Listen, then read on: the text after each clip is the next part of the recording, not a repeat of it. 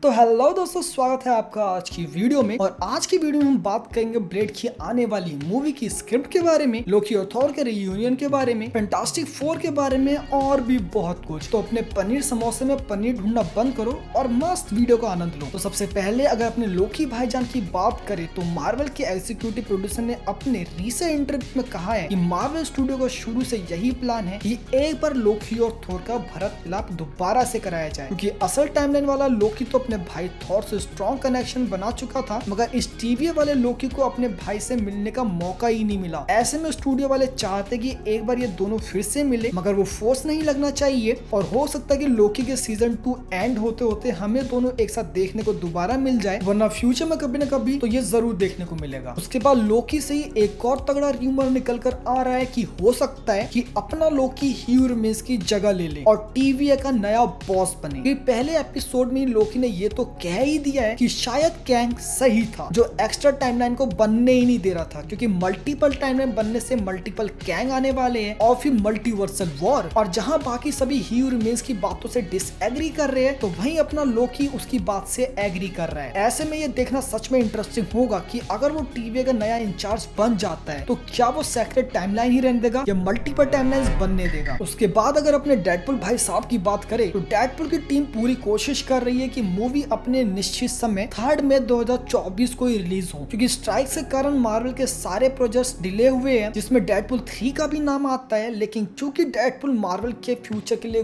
बहुत ज्यादा important movie होने वाली है, तो इसलिए पूरी कोशिश करी जा रही है कि मूवी सही समय पर रिलीज हो जाए। उसके अलावा डेडपुल से ही एक और खबर है कि अपने डेडपुल के डायरेक्टर और वुल्वरीन और खुद डेडपुल टेलर स्विफ्ट के साथ अमेरिकन स्टेज फुटबॉल देखते देखे गए, जिसके बाद मार्वल फैंस ने चिल्लाना शुरू कर दिया कि ये टेलर स्विफ्ट के मार्वल में एंट्री का टीज था। अब ये सच है या झूठ ये तो आने वाला वक्त ही बताएगा, पर मुझे समझ नहीं आता लोग टेलर स्विफ्ट के इतने पागल क्यों है। उससे अच्छी तो अपनी ढिंचैक पूजा है।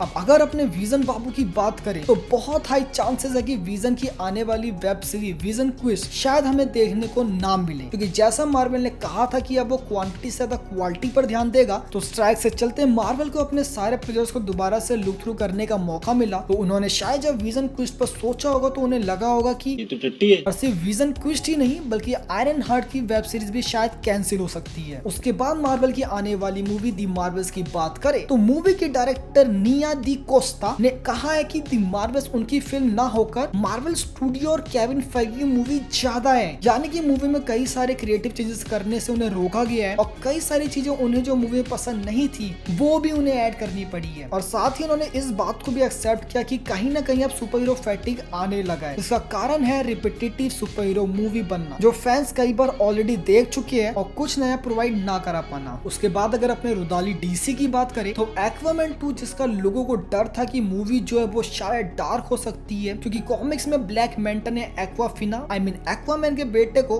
मार दिया था, लेकिन शायद मूवी में ऐसा ना हो, क्योंकि हाल के रिव्यू से एक्वामैन 2 को PG-13 रेटिंग दी गई है, यानी कि मूवी हंसी मजाक और एक हैप्पी एंड के साथ शायद खत्म हो जाए। अब अगर अपने पीटर पार्कर और मुरली भैया की आने वाली गेम स्पाइडरमैन 2 की बात करें तो इसे लेकर तो फैंस अलग ही लेवल में पागल हो रखे हैं। मतलब लिटरली जिनके पास PlayStation 5 भी नहीं है वो भी इसको लेके बहुत ज्यादा एक्साइटेड है। और इस एक्साइटमेंट को बढ़ाते हुए अपने माइल्स मोरालेस से कुछ न्यू सूट के लुक रिलीज हुए हैं, जो फिलहाल आप स्क्रीन में देख सकते हो। अब अगर दिन में निकलने वाले वैम्पायर यानी कि ब्लेड की बात करें तो महर्षा अली को मूवी की 90 पेज की स्क्रिप्ट सुनाई गई, तो उन्होंने बोला कि नहीं ये मजाक हो रहा है, एक सेकंड यार मजाक हो रहा है, यानी कि उन्हें स्क्रिप्ट बिल्कुल भी पसंद नहीं आए, जिसके बाद उन्होंने अपनी खुद की क्रिएटिव टीम को बुला दोबारा से स्क्रिप्ट पर काम करना शुरू किया। पर सबसे हैरान की बात तो यह कि मार्वल वाले भी इस बात से एग्री कर गए। अब अगर आज की फाइनल अपडेट की बात करें तो हाल में जब फैंटास्टिक फोर के डायरेक्टर मैट शैकमैन से पूछा गया कि फैंटास्टिक फोर कैसे बाकी मूवी से अलग होने वाली है, तो उन्होंने कहा हर तरीके से, अब चाहे वो स्टोरी स्टैंड पॉइंट से हो या फिल्म मेकिंग स्टैंड पॉइंट से। और उन्होंने ये भी कहा कि अगर आप इसे किसी भी दूसरी मार्वल मूवी से कंपेयर करो तो ये अब तक के सभी मार्वल प्रोजेक्ट से अलग होने वाली है। अब इतनी तारीफ सुन मूवी को लेके उम्मीदें तो बहुत ज्यादा बढ़ जाती है। बाकी तुम मुझे बताओ कि तुम्हारे फैंटास्टिक फोर को लेके क्या विचार है। तो आज का खबरों का सिलसिला यहीं खत्म करते हैं। अगर वीडियो पसंद है तो लाइक कर देना, चैनल में अगर नहीं है तो सब्सक्राइब कर देना। That's all for today, bye.